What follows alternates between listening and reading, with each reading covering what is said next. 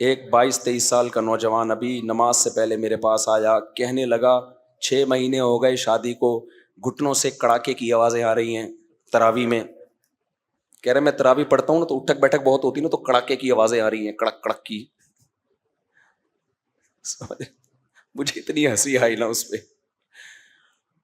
تو پھر کہنے لگا گھٹنے کڑاکے مار رہے ہیں، تراویح میں بتا رہے ہیں نا مسجد کی، اٹھنا ہے بیٹھنا ہے اٹھنا ہے بیٹھنا ہے، اتنے کڑاکے مار رہے ہیں۔ تو مجھے وہ شعر یاد آ گیا، رنگ چہرے کا زرد کیسا ہے، کیا ہے، آئینہ گرد گرد کیسا ہے، کام گھٹنے سے جب لیا ہی نہیں پھر یہ گھٹنے میں درد کیسا ہے۔ ابھی تو 6 مہینے ہوئے شادی کو۔ میں نے کہا بھائی جان ابھی 6 مہینے میں گھٹنے کڑاکے مار رہے ہیں، ابھی تو بچے بھی نہیں ہوئے، 20-30 سال گزر جائیں گے تو دھماکے ہوں گے پھر۔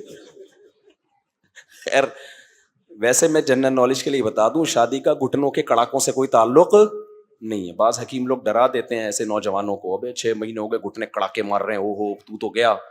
تو شادی سے یہ شادی نہیں ہوتی تو ہو سکتا ہے ڈبل کڑاکے، کونیاں بھی کڑاکے مار رہی ہوتی ہیں۔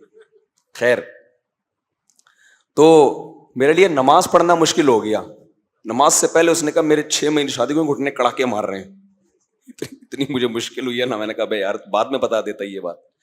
خیر، تو آج کل نوجوانوں کے ساتھ یہ عمومی مسئلہ ہے، تراویح میں نا گھٹنوں سے کڑک کڑک کی آوازیں آتی ہیں، تو اس کا حکیم لوگ ایک علاج بتاتے ہیں، ایلو ویرا، لیکن خود سے نہ کھائیں، کسی ماہر طبیب کو بتا دیں۔